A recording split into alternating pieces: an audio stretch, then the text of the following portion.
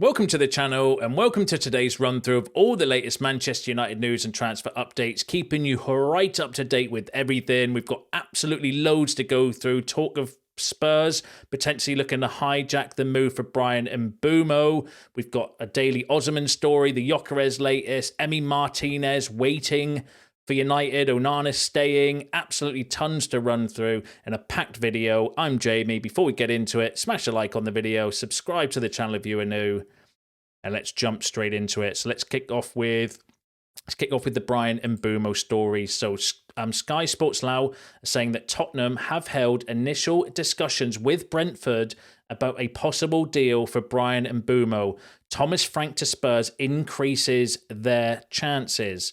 Bryan Mbeumo is understood to be more intrigued by a move to Spurs now Thomas Frank has become their head coach. Now that's alarming because the Mbeumo to Spurs talk from last week was kind of put to bed, but Sky are coming out now saying that now Thomas Frank has been officially announced or is officially going to Spurs. Spurs have now held talks with Brentford about a possible news, and Mbeumo would be more intrigued about the move. Now that's a little bit alarming. I thought things were running along quite smoothly in the transfer window. We've got Cunha done, official, announced. His interview's coming out later on today. I'm going to be excited to watch that and listen to his first official interview as a Manchester United player.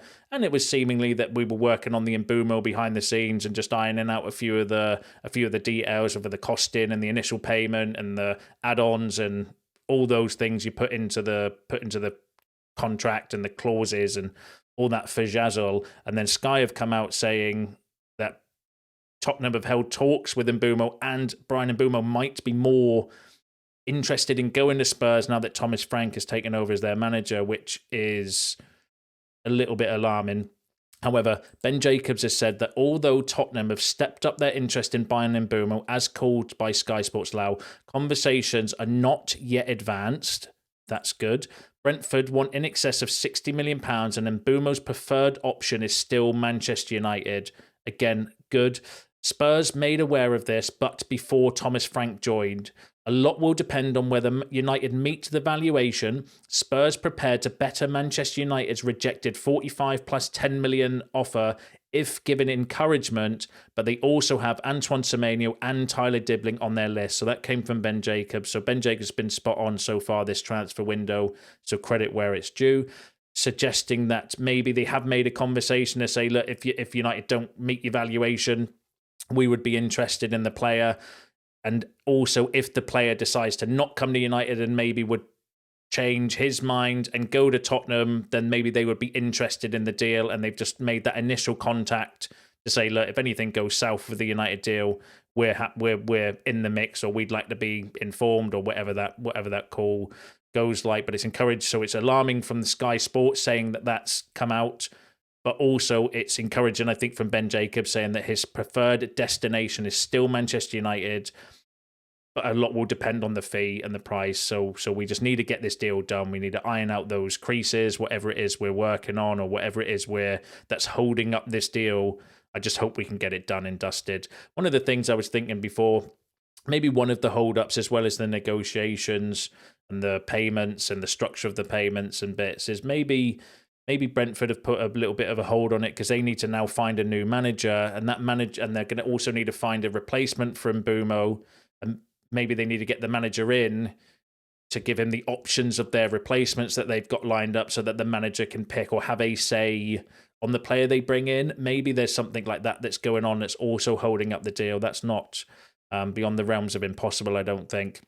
Christopher Michel, though, said that Manchester United are optimistic of finalising the Bryan Mbeumo deal by the start of pre-season. It is alarming. The longer this drags on, and with Thomas Frank going to Tottenham now, it is concerning that there could be something in that deal. But as long as the player still wants to come and we're still in negotiations, then I think we're cool. But there is that concern there that if we don't match the deal, if Brentford start asking for too much, if we walk away, or even if Mbeumo decides, actually, do you know what it is? Now that Thomas Frank's gone to Spurs, maybe I fancy that project a little bit more. I don't think so, because I think he had the opportunity to go to Tottenham before Frank went through and he rejected them, and I don't know necessarily if that would change because apparently he's a Boyd United fan. So hopefully we can get this deal over the line. Maybe this will encourage us to get back at the table, or just sort out the finer details of the offer and get this deal done, because it is, the longer it drags on, the more alarming it is. But no need to panic, I don't think, at the moment. We'll wait and see how it plays out. But just when you thought United's transfer window was actually going along quite smoothly, we've got one deal done, we're working on another, we're then looking at a striker, and then now the drama's exploded, not just with Mbeumo, but the Gyokeres situation as well. We've got loads of updates there, and it wouldn't be a transfer window without the drama and the, is he coming, is he not going? That's what makes it so exciting. But let's just hope we don't lose out on this deal, because now we're so far down the line, it would be a real kick in the teeth for me to miss out on Mbeumo. But give us your thoughts and your opinions on all the latest there in the comments, as I am sure you will. Now let's go through the daily Osimhen update. So Victor Osimhen is now back at the centre of renewed talks with Manchester United, which have recently resumed around the terms discussed a few weeks ago: a €12 million salary for the striker and a £75 million compensation package, including bonuses, for Napoli. Now that came from a French journalist who works for Foot Meccano, who have got 4.4 million followers, so I'm going to assume fairly decent, although I do not know the credibility personally, suggesting that Manchester United are back in back in conversations or discussions regarding Victor Osimhen. The stories and news is not going anywhere regarding Osimhen to United. €12 million salary for the striker. Now, it doesn't say if that's before tax or if that's after tax. The belief is, because if that's €12 million, that's about £200,000 a week, which I think is well within what we're prepared to offer players. There's talk that Cunha might be getting 200. There's rumours that Mbeumo is about 100. I've heard 160 to 175,000. It's up there with what De Ligt is being paid as well. If that's before tax, then I think that's well within our range of contract and scope. But if it's after tax, the UK, then that's where the £350,000. Romano did say he wants €12 million or after tax, which will be 328,000, I think it is, for us to pay, which is above what we're prepared to pay players, because we want to reduce our wage bill and have like a rigid wage structure. I think £200,000 a week though is more than doable. There's reports that Gyokeres wants £200,000 a week, so it would be there. And if the reports around Gyokeres now not having that gentleman agreement and Sporting holding out for £80 million, it actually makes Osimhen more viable, because he's slightly cheaper in terms of the price and would probably want around the same in wages. But as I mentioned, Romano did say that he wants that after tax, which is what's holding up that deal, because that's 350 grand a week for us.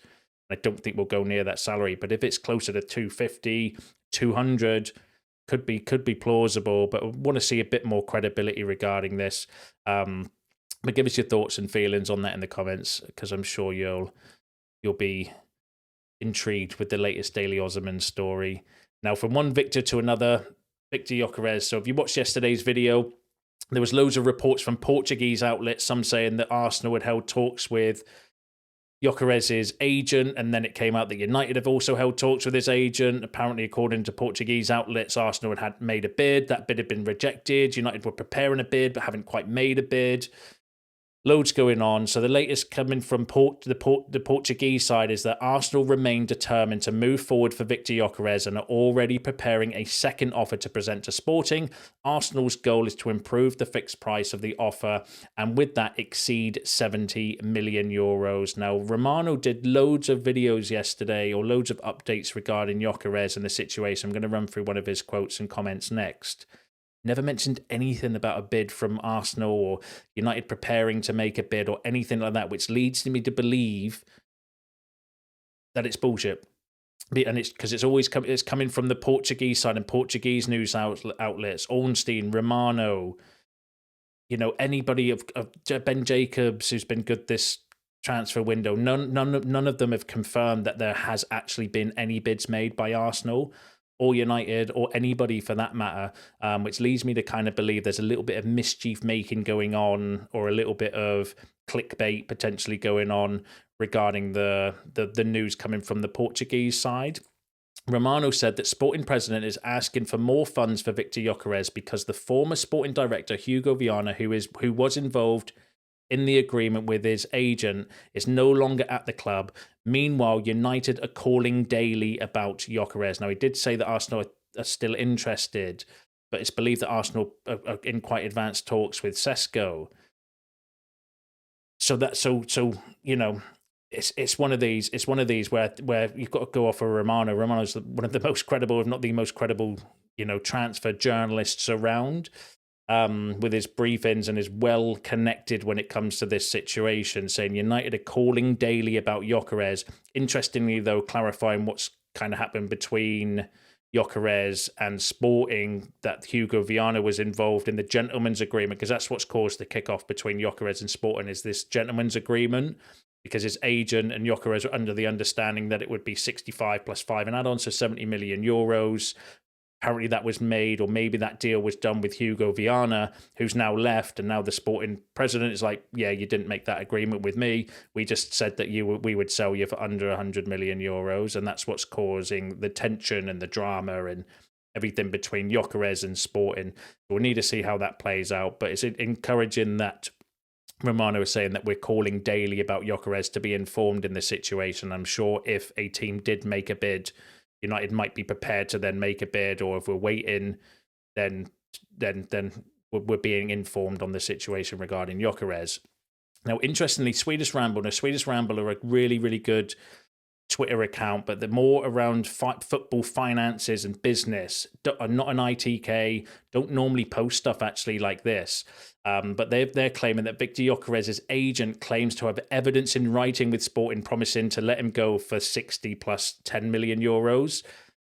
So that would be interesting. If he's got it in a contract and it's written down, then, that might throw a bit of a spanner in the works from Sporting's perspective, who are holding out and want a bidding war. They want a bidding war because they want to get maximum value for Gyokeres, which is fair enough. That's their absolute right to do. Every club wants to get the maximum amount that when it comes to selling the player, because that means you can spend more money. But that'll be really interesting to see whether they do actually have something contractually in writing that says that they would accept a bid for that, because that's well within our price range. If we're talking about 70, 80, 90 or 80 million plus for Gyokeres, I don't know what the club's appetite would be to pay that amount for a 27-year-old, especially when if you go back to the Osimhen story, Osimhen actually works out cheaper in that case than Victor Gyokeres. So who knows how it's going to play out. But also Swedish Ramble posted this now, saying that Eric Neva, not a source I've heard of, said, my belief is that Victor Gyokeres will play for Manchester United next season. Now, apparently that journalist is a tier 1 football source in Sweden. I have no idea. It felt like a trust me bro source, but Swedish Rumble are actually quite credible and good at what they do. And like I said, they don't normally post bollocks and gossip. In fact, they don't normally post anything transfer related.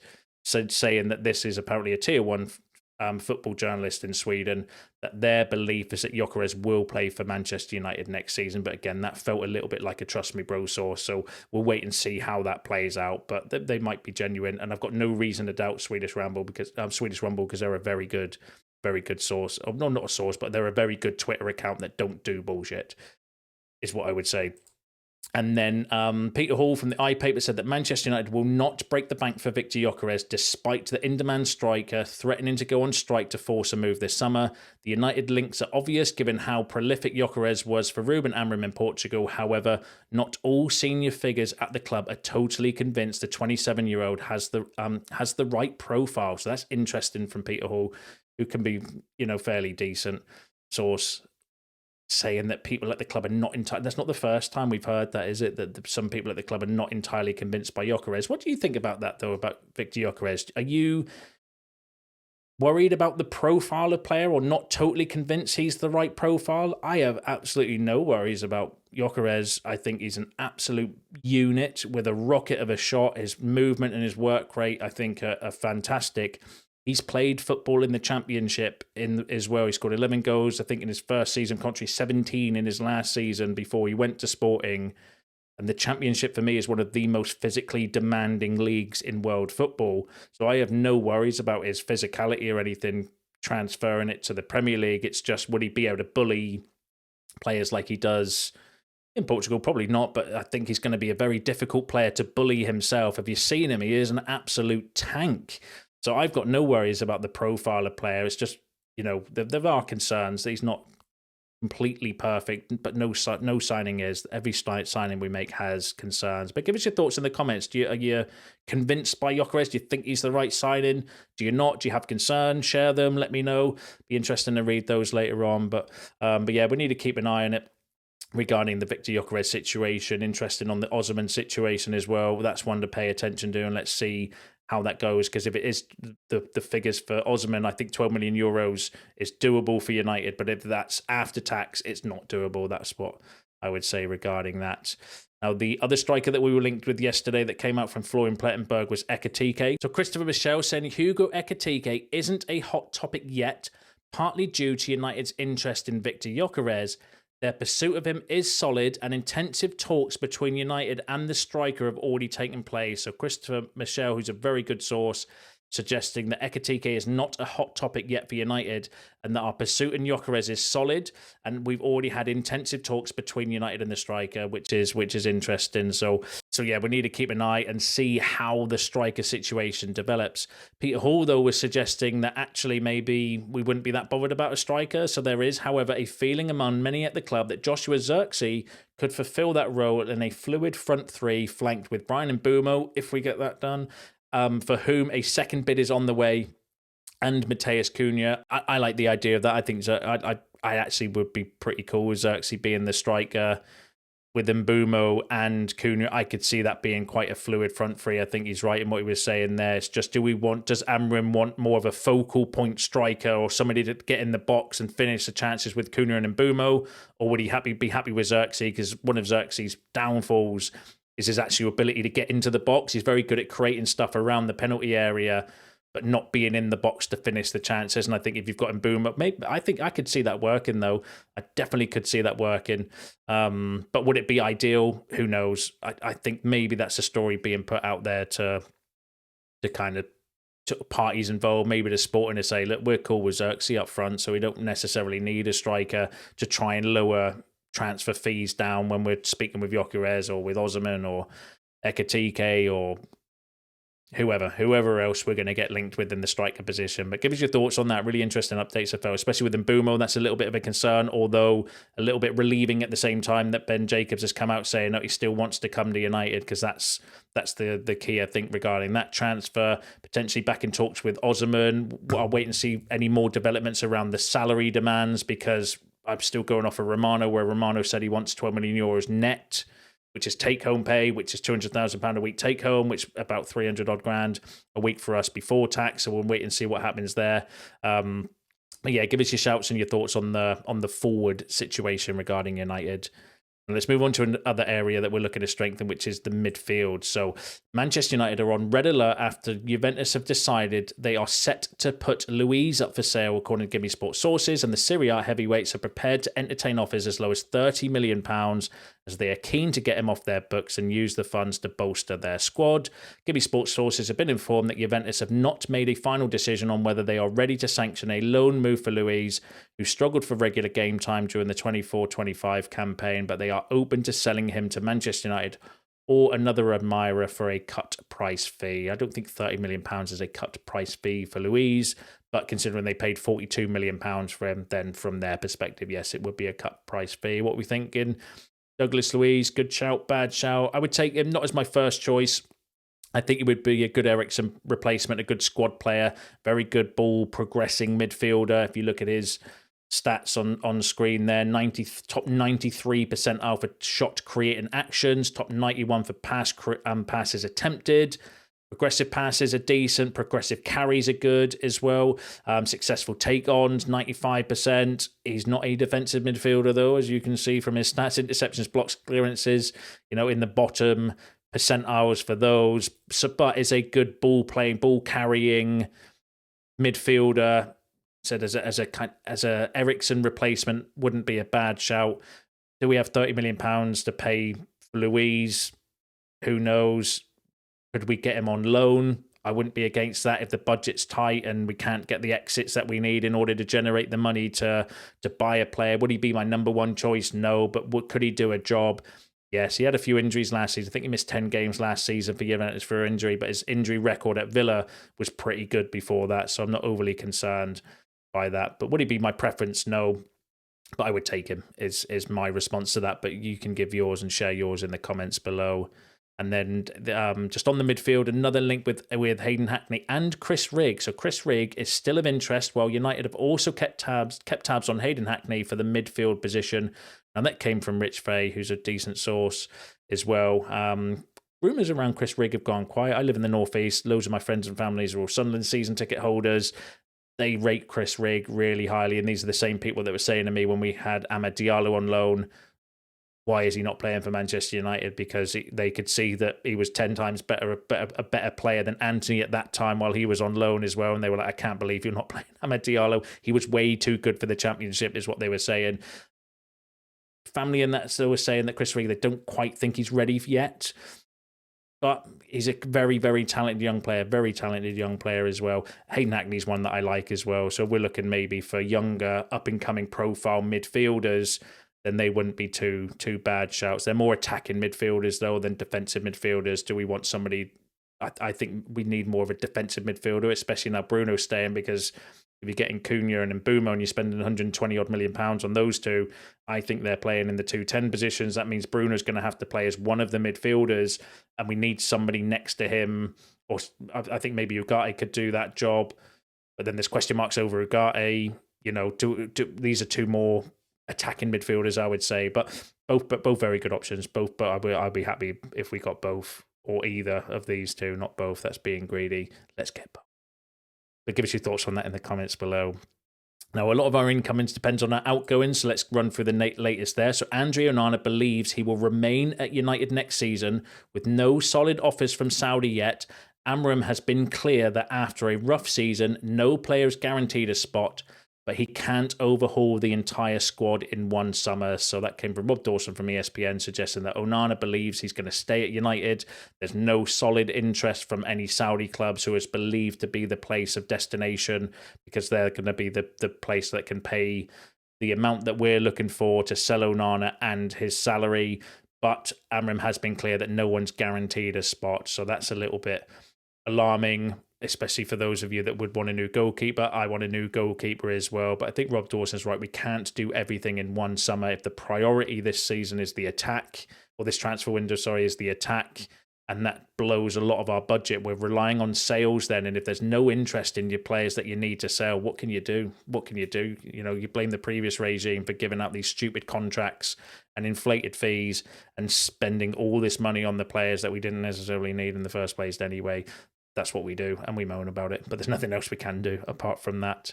Now, interestingly, though, Rob Dawson also said that United have been alerted to Emi Martinez's potential exit at Aston Villa, although for now they're keeping a watching brief. So Emi Martinez is still being linked with us. I think he's the most heavily linked goalkeeper.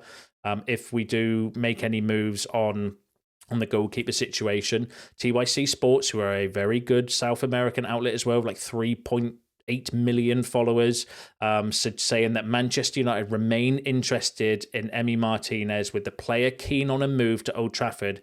Galatasaray have also shown an interest. However, Martinez is waiting for United. So South American reports suggesting that Martinez is waiting for United, even though Galatasaray have maybe made a bid or have shown interest in him, waiting for United. The reports were that Villa want around 40 million, but then that's changed. I've heard anywhere between 20 to 25 million Villa would potentially be happy to accept.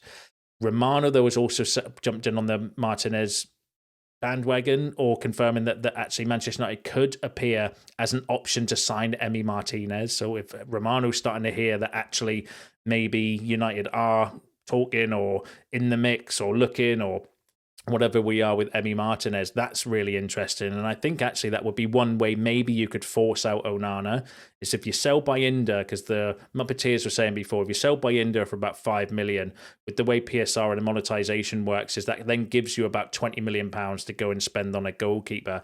Spend 20 million pounds on Martinez, he then becomes your number one. That forces Onana to the bench pretty much. And then does that then make his decision? Is he then like, well, I don't want to be a number two, so I will accept a move, or I'll start looking for a move? And does that then, is that a way you can force Onana out? And then if you sell Onana, you can then bring in a younger goalkeeper like a Lemens or someone like that. And then you've got Martinez and Lemens. That's not a bad shout, Jamie. I'm going to give myself a thumbs up for that one. But there's a lot of moving parts to that deal. But is that one way that you can force some players out? Let's bring a player in that's better for that position, and then that player's like, well, holy shit, there's not that many games next season because we don't have European football. Where's my minutes coming from? And then you'll learn all you need to about that player. Are they going to stay and fight for their place, or are they here for the money, or and they want to, or you force them out that way? That might not be a bad shout, but give us your thoughts on that. Let me know if you agree, or let me know if you disagree in the comments. And let's go through the final story I've got for you is regarding Antony. So Real Betis are doing all they can to create a package to sign Antony. They plan to submit a bid with incentives, including more image rights for the player and sell-on clauses, as they can't meet United's £40 million valuation or his current salary. That came from Peter Hall. Why are you bothering them? That's all I would say to Real Betis. You can't afford his wages, you can't afford the asking price, but you're going to try to sign the player anyway by doing image rights, sell-on clauses and all that. I mean, why even bother? Just pay the money that we want and then negotiate it with Antony. If Antony wants to go there that badly because of his interview where he was talking about, not being happy at United and, borderline depression. It was actually quite moving when I was reading his reports. Maybe he would want to take a pay cut then to go and be happy and his family to be happy and stuff. That's what I think regarding the situation. So pay the money, or why even bother? But we need to see how that plays out. But Real Betis are really interested in Antony. It's just they don't have the money to do it. So why are you trying to do it? Either pay up or jog on. And Rudy Gletti said that Manchester United has set a €50 million price for Antony. So for €50 million is £42.5 million, which is what the previous story was saying, our valuation around £40 million for Antony. So hopefully we'll see some movements on some exits going forward, because it's believed if we get Mbeumo, let's hope we can get that one done now. It's believed then that we need the exits in order to maybe go for a Gyokeres or an Osimhen or whoever else we're looking for up front. So let's just hope we get some movement on that in the next few weeks. But I'll keep you updated on any updates. Give us your thoughts on everything discussed in today's video, because that's you all up to date with the latest news and transfer news. Smash a like on the video anyway. Subscribe to the channel if you're new. See you in the next one.